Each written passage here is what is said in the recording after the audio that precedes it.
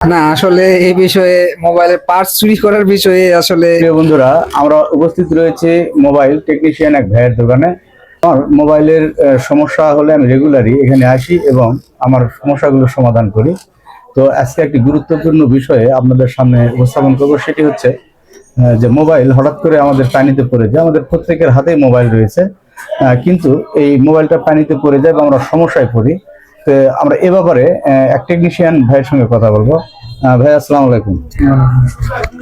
ভাই, কেমন আছেন? আলহামদুলিল্লাহ ভাই। আমি আপনার কাছে একটা তথ্য জানবো যে মোবাইল যদি পানিতে পড়ে যায় প্রাথমিকভাবে আমাদের কি করণীয়? প্রাথমিকভাবে যদি পানিতে পড়ে যায় বা পানিতে পানি ঢেলে পড়ে এরকম বা কোনো কিছু, তাহলে প্রাথমিকভাবে যত তাড়াতাড়ি সম্ভব ফোনটা, যেহেতু এখনকার ব্যাটারিগুলো জয়েন্ট, ফোনটা যত তাড়াতাড়ি পারে পাওয়ার সুইচ চাপ দিয়ে ধরে রেখে ফোনটা অফ করে নিয়ে যে কোনো এক পার্শ্ববর্তী হোক ভালো কোনো টেকনিশিয়ানের কাছে যায় আপনার ওয়াশ করে নিলেই সবচেয়ে ভালো হয়।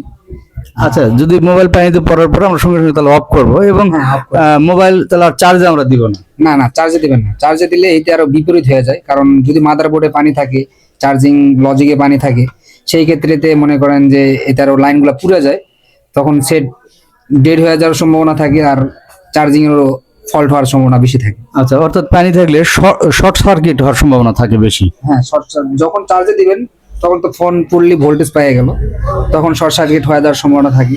আসলে ফোন পানিতে পড়লে চার্জে দেওয়াই উচিত না।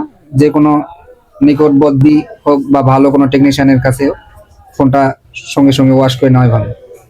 প্রিয় বন্ধুরা, আপনারা শুনলেন একজন বিশেষজ্ঞ টেকনিশিয়ানের কাছ থেকে। ফোন পানিতে পড়ে গেলে দ্রুত আমাদের পদক্ষেপ কি নিতে হবে এবং আমরা দ্রুত একজন টেকনিশিয়ানের সঙ্গে যোগাযোগ করব।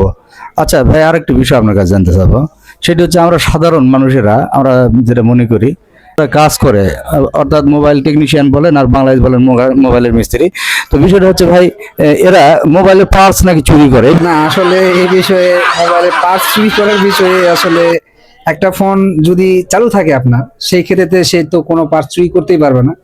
আসলে যদি চালু ফোনের কাজ করতে যায় তখন হিতে আরো বিপরীত হয়ে যেতে পারে, ফোনটা না চালু হইতে পারে।